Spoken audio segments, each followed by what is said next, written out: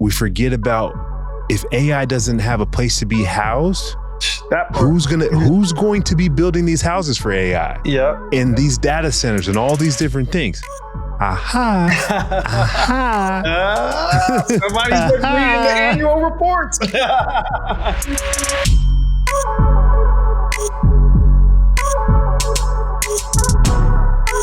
No Free Lunch is presented by T. Rowe Price. The information provided on this podcast is for informational purposes only and should not be considered financial or legal advice. Always consult with a qualified financial and or legal professionals before making any legal or financial decisions or investments. I'm Ndamukong Suh, and welcome to No Free Lunch, where we talk to experts and athletes about how the most successful people in sports manage their money and grow their wealth. Danny, what's up, boss? What we got going? Man, it's getting close to the end of the year. Yep. And I thought we could do a no free lunch end of year superlative. Okay. How about that? No superlatives. So, our guy Chris is going to come on later, talk about some of his favorite themes and businesses from the past year. Well, it's a touchy subject when I was helping to write this episode, though, because my senior year superlatives, I came in second place for best dress. Oh, okay. But I wanted number one. Second place. Who outdid you? Buddy he was like wearing three. I mean, whatever. I have my reasons why he was Wearing the thong go fast. He was like a thrift guy. He had like flannels, and it was like, oh, he was cool. He had flannels. I had polo. This is back polo, like, you know what I'm saying? You know, polo was the thing, and I was poloed down every day. I had the little boat shoes, Okay. and I didn't win. But anyways, we're gonna have our no free lunch superlatives. I like it, man. Let's jump right into it right here on No Free Lunch. My guy Chris, what's popping, man? What's happening, man? How you feeling? No complaints, man, but let's go back to a little old school living. Superlatives, best dress, most successful, all these different things that we used to have in high school. I don't even remember what I... You were most likely to get into the NBA, huh? I mean, NFL. Definitely the NBA, not the NFL. Nah, I don't even remember what mine was. Do you remember what yours was? I don't even know. I forget what mine was. Most likely to not be much taller. Nah, I got you. But I want to throw a little twist on this, no free lunch twist. Mm-hmm. And we're going to talk about so many businesses we've talked about throughout the year. So let's talk about the ones that have been successful and not been successful, for lack of better words. But really, in 2025, if you finish this sentence for me, it was a year of what? You know, in the business world? I think, man, as much as I don't want to throw the word out, I think this was the year of AI. You know, It was really the year of, artificial intelligence, advanced information, whatever, Allen Iverson, you know. Yeah. But all things AI. And I think more so, not only just from just a terminology and you seeing just the quote unquote hype, but really actually seeing the real use cases starting to come to life, the development. The ability for people to finally comprehend what that opportunity really looks like when using this type of technology and having it really come into the world. And so, whether it's companies like that are doing generative music to obviously, ChatGPT, all these other different products that are really coming out. It's really where AI met culture in a real way. So with that being said, and you talk about culture, you mentioned ChatGPT, I know of Perplexity, Anthropic, like all these different groups, Gronk, AI, like who do you think has kind of been not necessarily the first mover, but who started to separate themselves from the pack? Because there's probably what you would say 5 to 10 that are really strong, and maybe even just bundle it down to 5. Who started to separate themselves from that pack? Yeah. I mean, look, it kind of really reminded me of 2009 with social media, when all these products really started coming out at once, and you started seeing Twitter and Facebook and Instagram and and consumer adoption really starting to use it. And it's also at that point when you start seeing behavior changes and that same inflection point when people started realizing like, oh, this is not going to go away, and I can either use it to amplify my voice and my ideas, or I'm going to get left behind.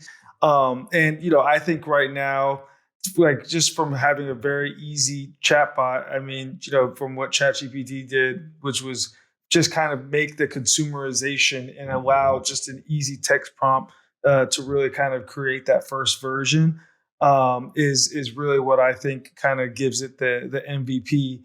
But at the same time, it really just shows how much opportunity is really going to really come into place from in the next year, the next 6 months, even the next 30 for sure, man. It's going to be crazy. So you're saying that 2025 was the year of AI. Who would be your runner-up to the AI industry? You know what? I think if I really had to put a runner-up, I would probably put it, the idea of tokenization and ownership. Yeah. And if I had to put one backup outside of outside of AI, I would say it's stablecoins. Okay. And I think that stablecoins might actually even lead into the year 2026, where, the same way as how everyone hears about AI, you're really starting to see the evolution of what's going on with stablecoins entering financial institutions. You're really starting to see the evolution of stablecoins going into international finances. You see the adoption from companies like Stripe and Shopify that are really starting to have those 0-to-1 transactions to eliminate a lot of those unnecessary fees. And I think that you're going to, even what Coinbase in terms of what they're doing with stable coins, Circle going public this year, and in terms of what they've done in terms of evangelizing the stablecoin market, and people being able to create their own in the near future. And I think that it's really I think it's one step away from having mass consumer adoption, but still, even to this day, you're seeing very, very, very strong use cases. And I think that, with this next generation of companies that are really focusing on, making it super easy and microtransactions, I think stablecoins are going to be very close runner-up, but definitely one that could easily take the cake going into 2026. Yeah, man, that's insane. And I was going to assume you meant you were going to bring up crypto, but I wasn't thinking the stablecoin side of the world. Stablecoins it was a very huge, if you really think about it, I think it's probably been the biggest form of adoption, universal adoption, since people really started getting interested into the last wave cycle, which was around NFTs. And the ironic part is that, as much as people love speculation on price, like from whether it's Bitcoin, Ethereum, your NFT price, whatever, stable coins are actually very stable. Yeah, for sure. The complete opposite from a speculation standpoint, which actually is something that has been very well received within the financial institutions. And I think you're going to see a lot more, borderless payments and opportunities really coming within that specific sector.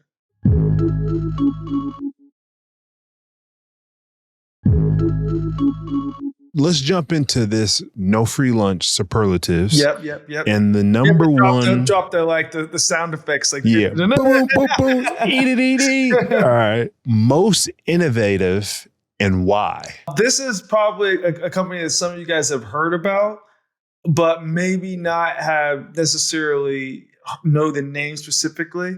Okay. It's actually a good friend of mine, and I'd like to give it to this company called Zellerfeld.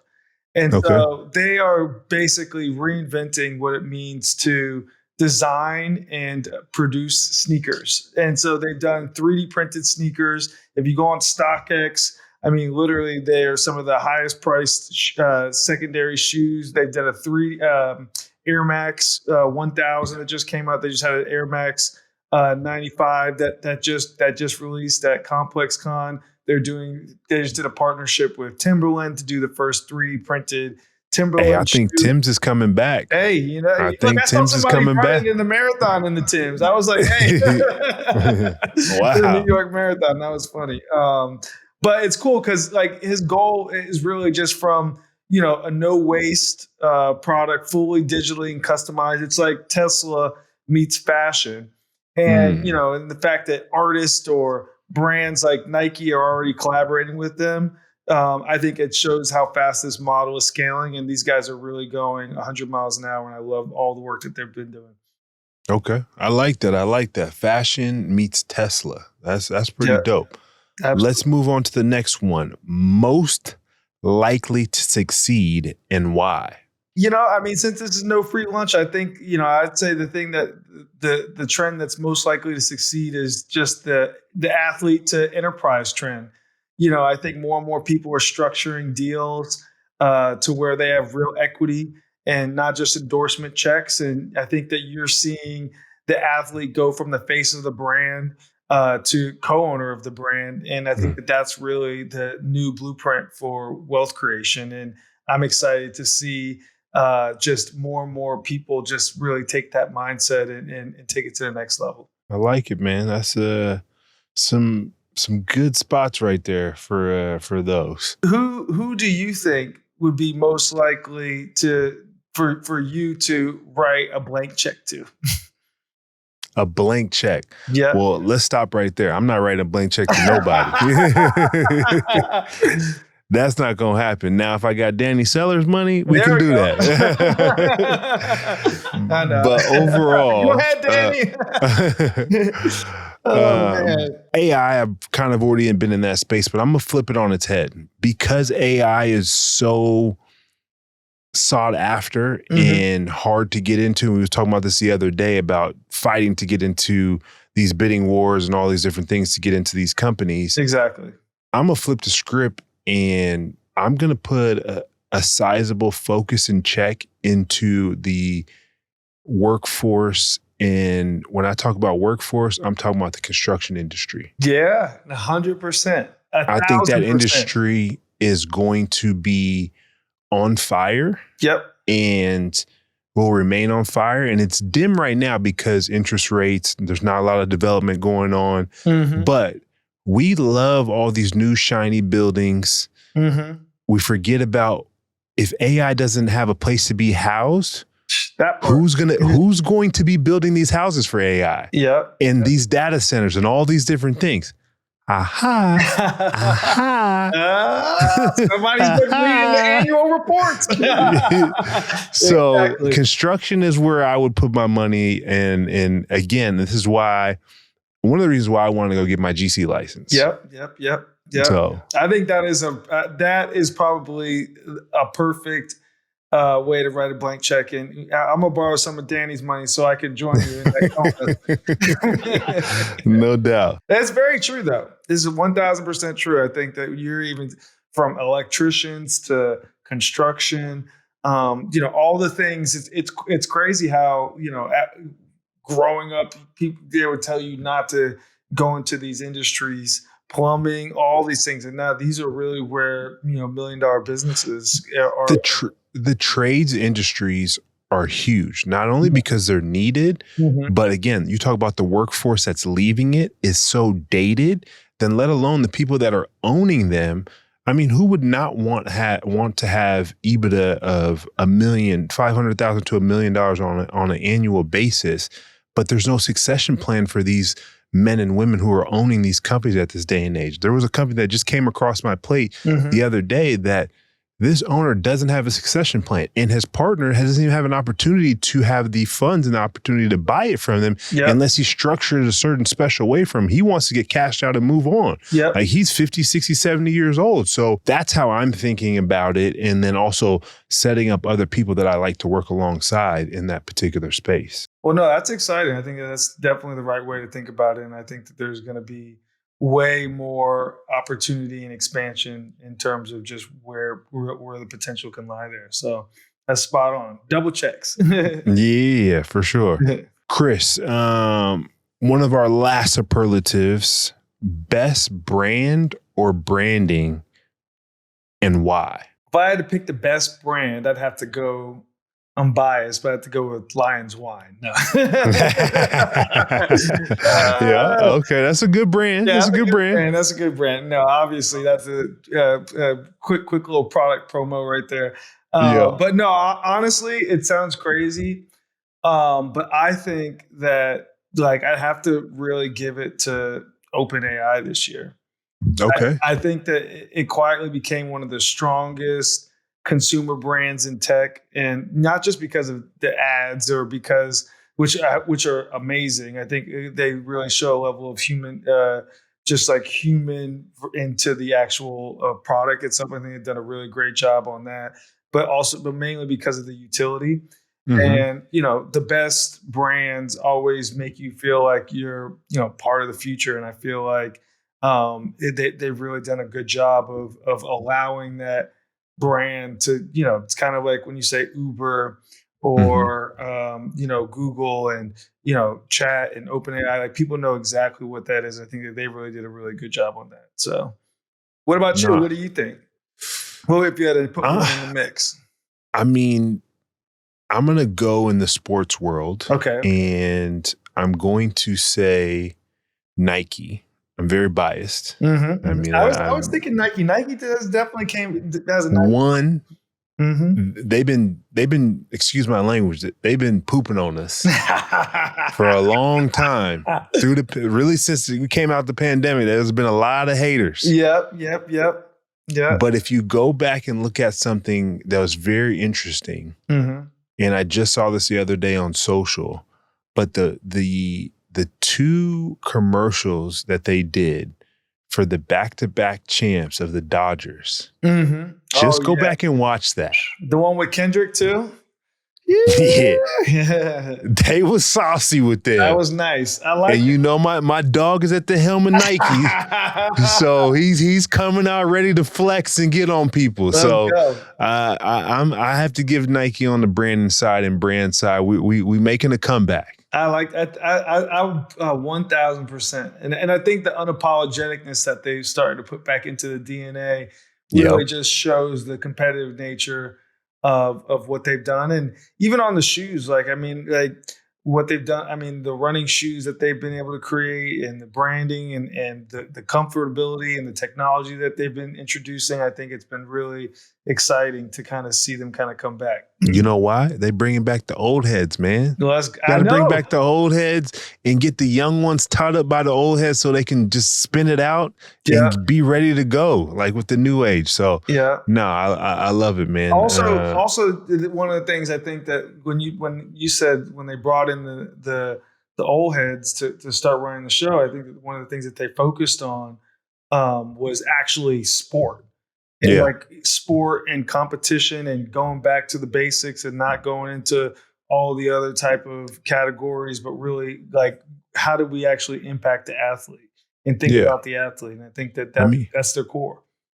FBAT, man. Football, baseball, athletic training, obviously basketball is at the staple of like getting back to those roots, those field sports. Like that is what it's all about. Yep, 1,000%. One last one for you. Who had the best year in sports? It could be an individual, it could be an owner.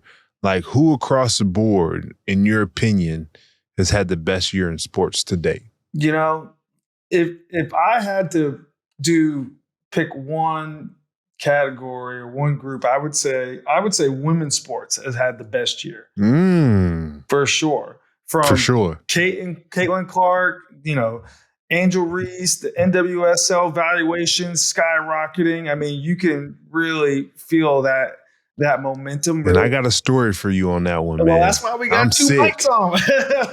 Man. And I don't like, obviously everybody knows, even, my friend Alexis Ohanian, what he's done with Altos and turning track into an entertainment. Like, I think that like, and highlighting the core essence and what they did in New York. The women's sports is not a side story anymore, and it's becoming a major business narrative. And I'm very excited to see how each one of these leagues continue to move forward. I remember it was probably about 2 or 3 years ago, or maybe even a little bit shorter than that, I had an opportunity to be a part of a WNBA team expansion group. And I was 10 toes down and some things transpired, and then I just kind of fell off with it. But it was a $50 million valuation. Yeah. You look at that same team right now, they're just expanding for between 150 and 200 million. I think I know which one you're talking about too. Yeah, I'm salty at myself for not being more detail oriented on that one. Yeah, and just think, I mean, there's so many more teams that can continue to keep going. I think that, you know, obviously there's always the discussions around the payment and how, like, you know, how it equates to men's sports, but I feel like it's moving in that right direction. And as long as you continue to see just the valuations to the momentum to the business aspects to, you know, really be going mainstream, the people recognizing, you know, the athletes for in the same ways as we talk about just expansion and kind of going on from there. I think there's a lot of opportunity. Yeah, and they're real businesses. And I think that's something that years ago that people would have been like, I don't know if they're real businesses just quite yet. I can see it. Yep. But like now you see the real business, the real dollars and cents when it comes to it.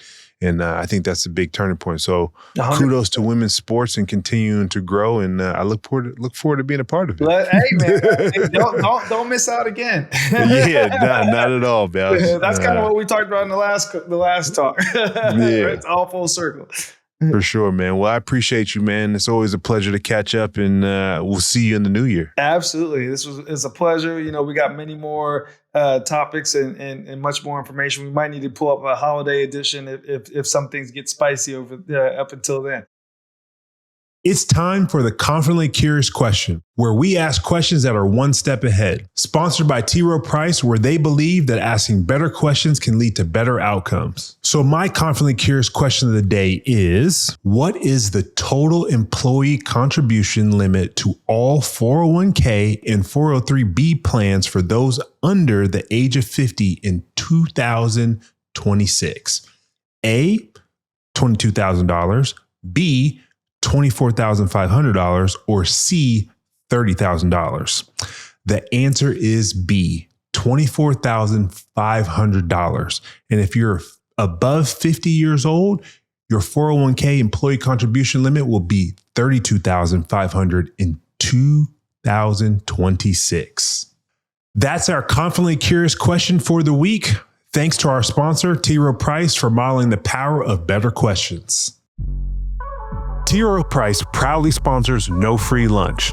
The views expressed in this podcast are those of the podcast participants and do not necessarily reflect those of T. Rowe Price. Their sponsorship supports the platform and does not imply endorsement of specific content or perspectives. Well, what a great episode with my guy, Chris. My big takeaways, man, the year of AI, without question, and a runner-up in crypto for sure, but AI definitely took the cake and was in big control from that space. Also, women's sports, credible to what they have become and are continuing to grow, and hopefully this WNBA CBA gets done so we can have more of it on the basketball side of things. Make sure you like, comment, subscribe to No Free Lunch on Apple, Spotify, YouTube, or wherever you get your podcasts.